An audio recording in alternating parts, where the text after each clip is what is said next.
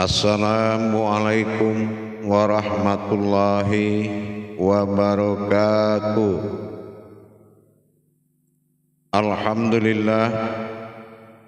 Alhamdulillahi rabbil alamin. Assalatu wassalamu ala asrafil anbiya'i wal mursalin Sayyidina wa maulana Muhammadin. Ashhadu an la ilaha illallahul malikul haqqul mubin wa ashhadu anna Muhammadan abduhu wa rasuluhu was-sadiqul wa'dal amin. Allahumma shalli wa sallim wa barik wa karim ahzanul nabil karim ihdinil ladzi min jamalika wa innal ladzi min jalalika wa innahu min kitabika wa tahirin wal mujahidina amma ba'du ibadullah wa ittaqullah. Bersyukur kita kepada Allah dengan mengucapkan alhamdulillahi rabbil alamin atas segala limpahan karunia, rahmah dan hidayahnya serta dengan izin dan ridhonya kita dapat menjalankan amanahnya, beramal dan beribadah zahir batin dunia dan akhirat. Bersalam kita tidak akan pernah kita lupakan. Marilah sama-sama kita sampaikan kepada ujung Nabi Allah, Nabiul Akhirul Zaman, Rasulullah Muhammad sallallahu alaihi wasallam. Atasnya kalimahnya kita kalamkan dengan membacakan Allahumma sholli ala Sayyidina Muhammad wa ala alihi Sayyidina Muhammad. Jamaah, alhamdulillah bertemu lagi dengan saya Guru Mursyid Syekh Nur Muhammad Buya Irwan Maulana Al-Khalidi, Pasaman, Sumatera Barat. Tentunya dalam rangka meningkatkan iman dan takwa kita kepada Allah Subhanahu wa taala. Marilah sama-sama kita belajar dan menuntut ilmu serta berbagi wawasan dan ilmu pengetahuan. Berbagi bukanlah karena banyak, berbagi itu karena keikhlasan dan ketulusan demi meningkatkan kemaslahatan umat di mata Allah Subhanahu wa taala. Karena tanpa derajat tidak ada kata kemuliaan, tanpa mulia tidak ada kata ketuhanan. Inilah yang harus kita satukan dalam prediksi bermujahadah bersama-sama menuju arasnya Allah. Jamaah, alhamdulillah pada makom majelis zikir Ma'rifatullah tayangan YouTube Buya Pasaman Timur dalam lindungan Yayasan Islam Hidayatul Mubarakah. Pada waktu dan kesempatan yang sangat kita muliakan ini, saya akan berbagi wawasan. Yang mana wawasan ini perlu sangat kita perhatikan di dalam makom ibadah. Kenapa mencapai amanah di dalam perintah syariat itu butuh bimbingan dan tuntunan. Mencapai rahasia Allah yang disebut amanah, titipan yang dititipnya. Surat di dalam amplop bukanlah amplop menjadi surat, tapi ada surat di dalam amplop. Itu namanya ibarat amanah. Setiap syariatnya dinamakan amplop, setiap di dalamnya dinamakan isi, maka yang diamanahkan adalah isi. Maka dari itu yang dinamakan amanah. Nah, dalam tahap waktu yang kita muliakan ini, saya akan mengajak kepada sebuah amanah titipan Allah di dalam rahasia ruku, dalam ma'rifat ruku. Pada tayangan terdahulu pernah kita kalamkan bahwasanya hakikat ruku, tapi dalam kodrat pada waktu dan kesempatan adalah ma'rifat dari ruku itu sendiri ditujukan kemana dan ke apa wujud yang ditujukan.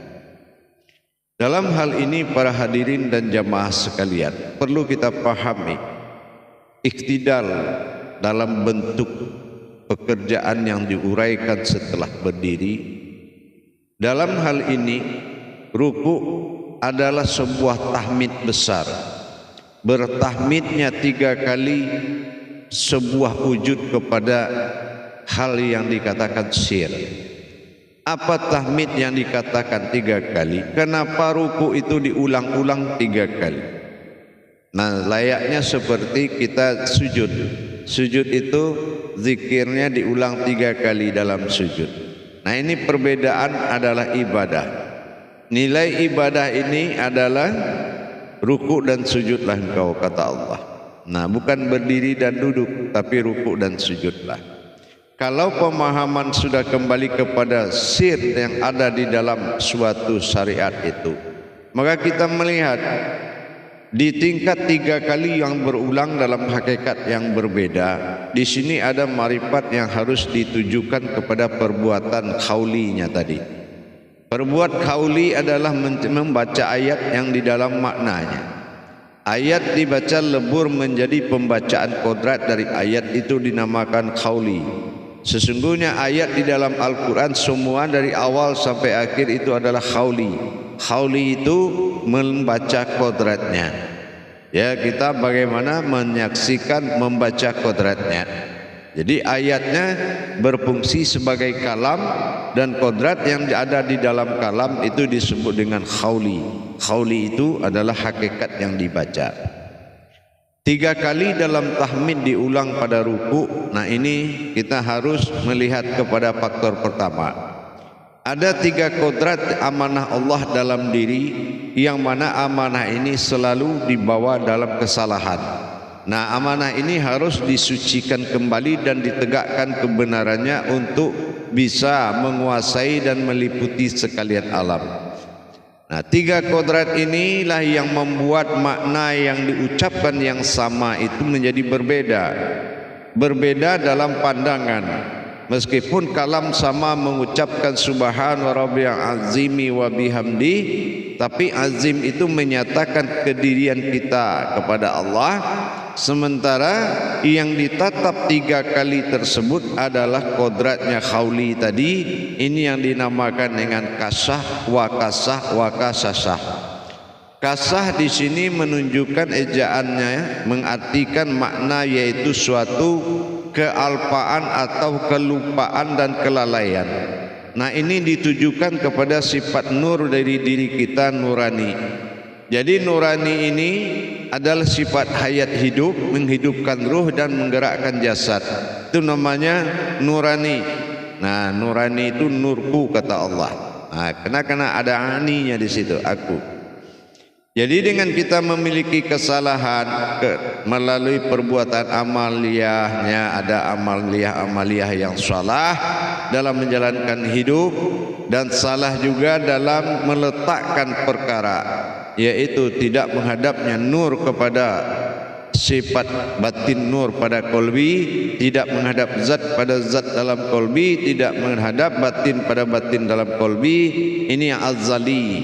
Alam azali, kodrat azali ada pada qalbi, sementara hayatnya adalah hayat yang didirikan, naf berupa diri.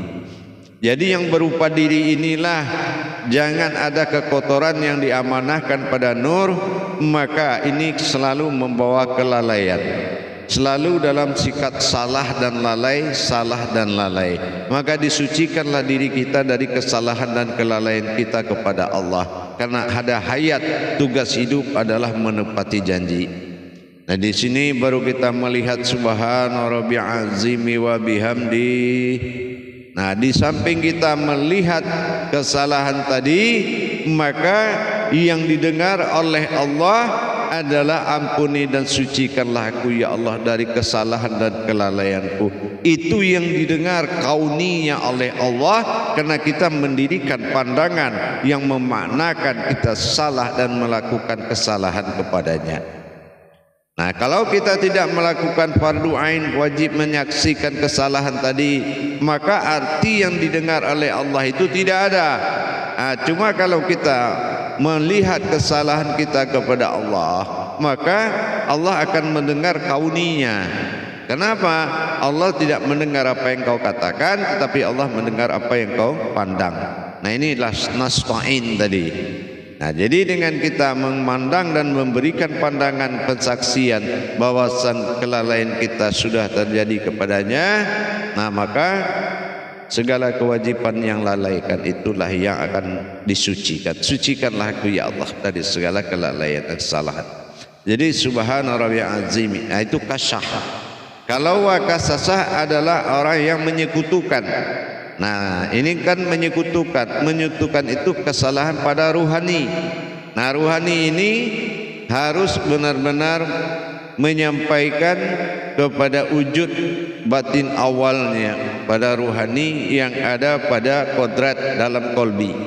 Disambungkan dua ruhani, satu jadi kodrat, satu jadi hayat. Nah gitu. Jadi nur begitu juga tadi, satu jadi kodrat, satu jadi hayat. Jadi masing-masing menuju wujudnya. Nah gitu ya. Nah, karena di dalam kolbi berupa kodrat, di luar kolbi berupa hayat. Nah hayat ini ada kesalahan.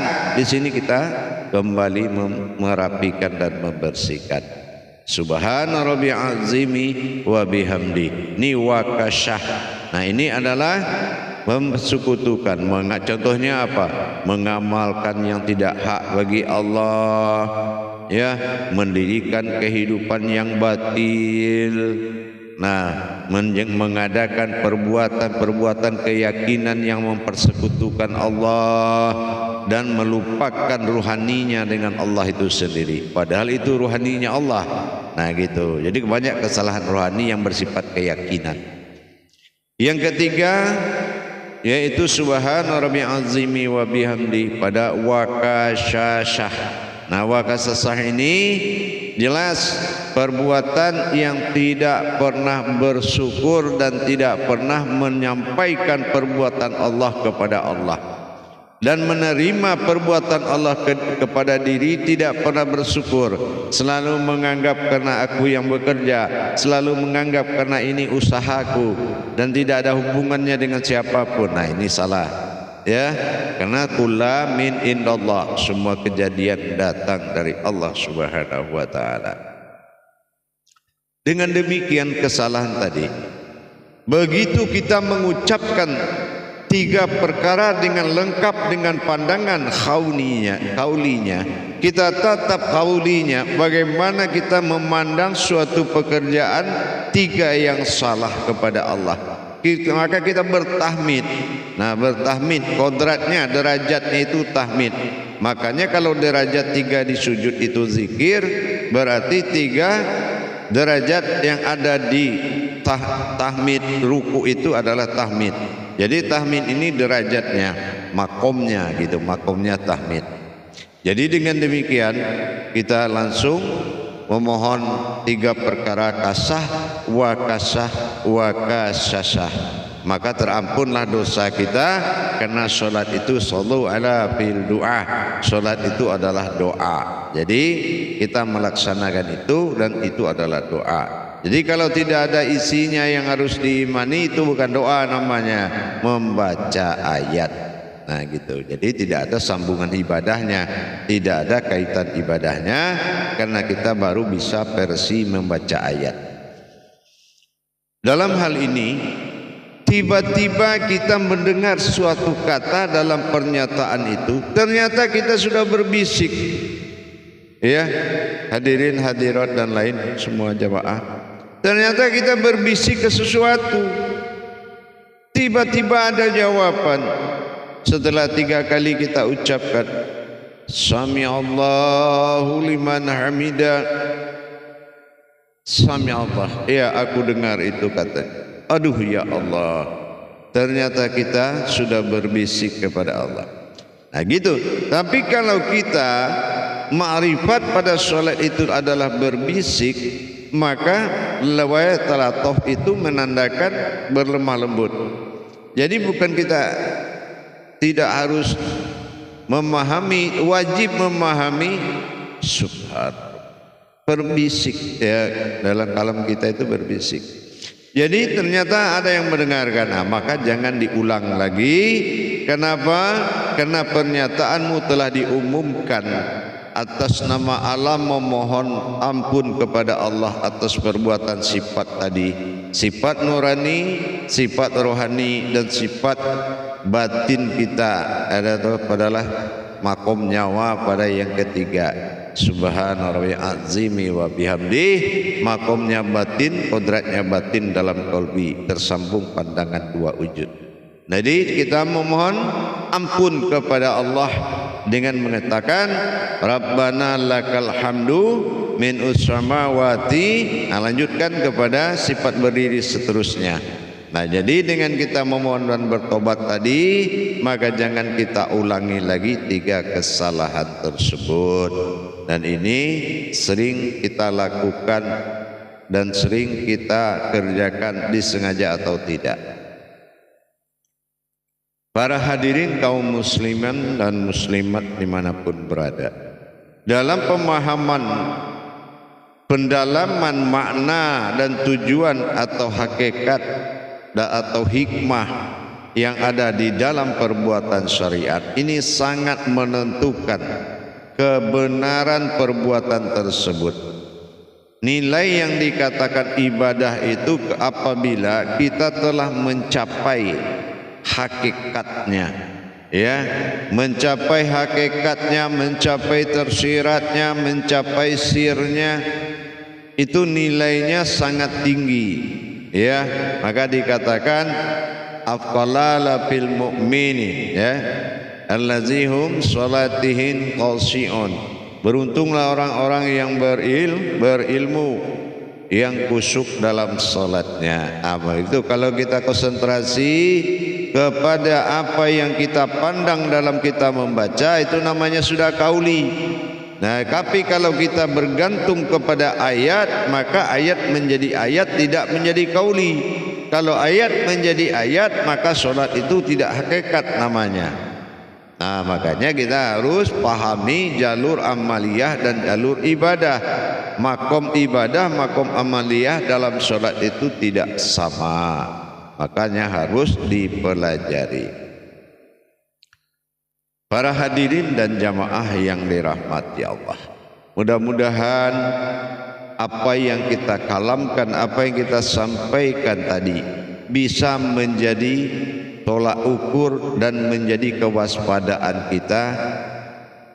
Paling tidak saya sudah mengingatkan, jangan asal mengerjakan sesuatu tanpa ilmunya, karena tidak akan diterima oleh Allah. Faqulu min bi khairi ilmin ya'malu wa amalahu mardudatul la tuhabalu. Jadi tidak mungkin Allah terima.